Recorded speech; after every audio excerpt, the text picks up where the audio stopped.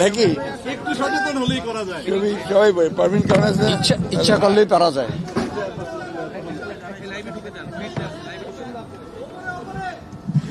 বলেন আপনারা কি জানতে চান? স্যার, আজকে ম্যাডামের সাথে সৌজন্য সাক্ষাৎ করলেন, কি কথা হলো আর আসলে কি নিয়ে সৌজন্য সাক্ষাৎ ছিল? আসলে আসসালামু আলাইকুম আপনাদের সকলকে।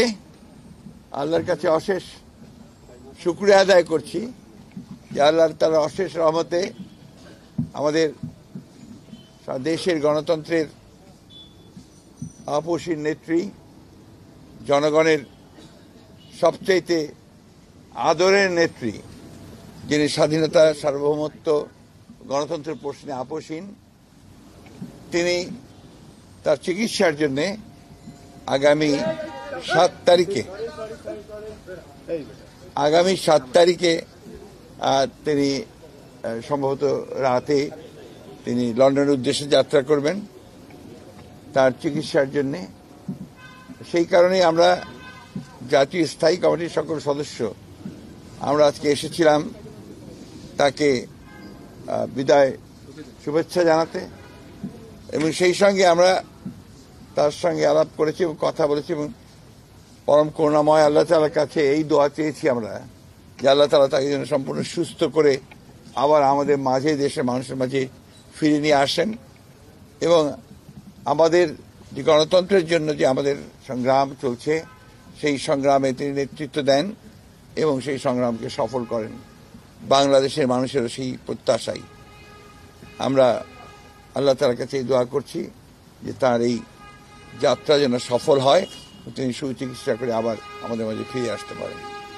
এই বিষয়ে আলোকগুলো আলাপ হয়েছে আমাদের, সেই রকম কোনো ধরনের রাজনৈতিক আলোচনা হয়নি।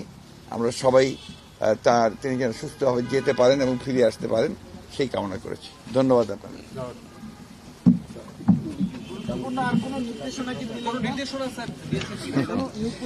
নির্দেশনা দিয়েছেন যে একসাথে কাজ করো, জনগণের পক্ষে কাজ করো, গণতন্ত্রের পক্ষে কাজ করো।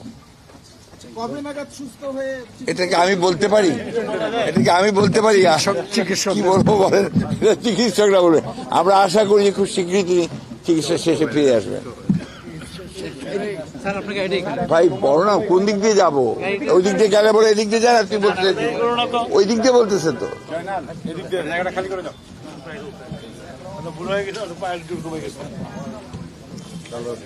আমার গাড়িতে ভিতরে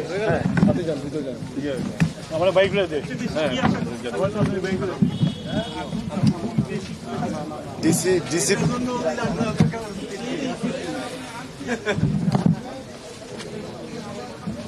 আচ্ছা, এটা ওটা গাড়ি বাইরে এখন এগুলো নিয়ে না, গাড়ি বাইরে হবে। আচ্ছা, এগুলি নেন।